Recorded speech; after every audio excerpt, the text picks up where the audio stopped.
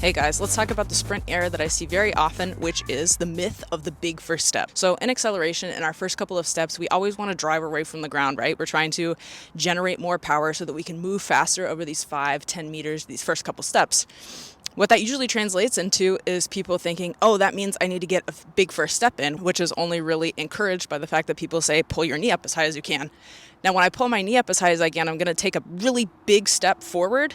And what that does is it winds up breaking me completely. So if I think I'm in this position and now I go to take a really big step, I'm automatically going to stumble because I can't actually get into position to move forward anymore. So I'm in a braked, decelerated position.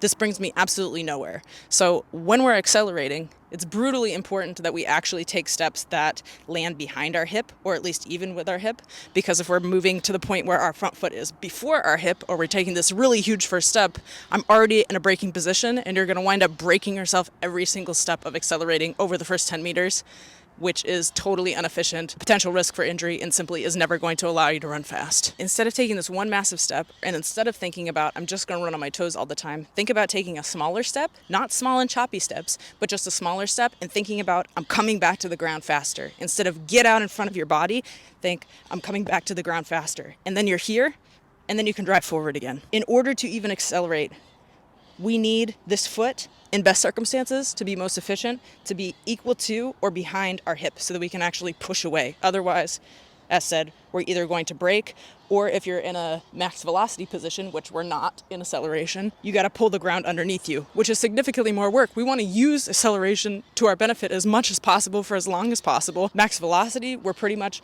worked up to our highest speed and making small increments to get faster, but eventually we're going to drop off, right? So we want to maximize acceleration for as long as we can, as much as we can, and as efficiently as possible to get the most out of it and get the most speed. As soon as I've broken myself, I'm not getting anywhere. So practice the high knees, the skips, and thinking, cueing yourself into your head, as soon as you take those steps, get back to the ground faster, get back to the ground faster, get back to the ground faster, get back to the ground faster. And that will seriously change the game for how you sprint. Because if you can think about getting back to the ground faster, you'll be able to move forward faster, and it'll put your foot in a much better position instead of putting you all the way out wide. Have fun with that.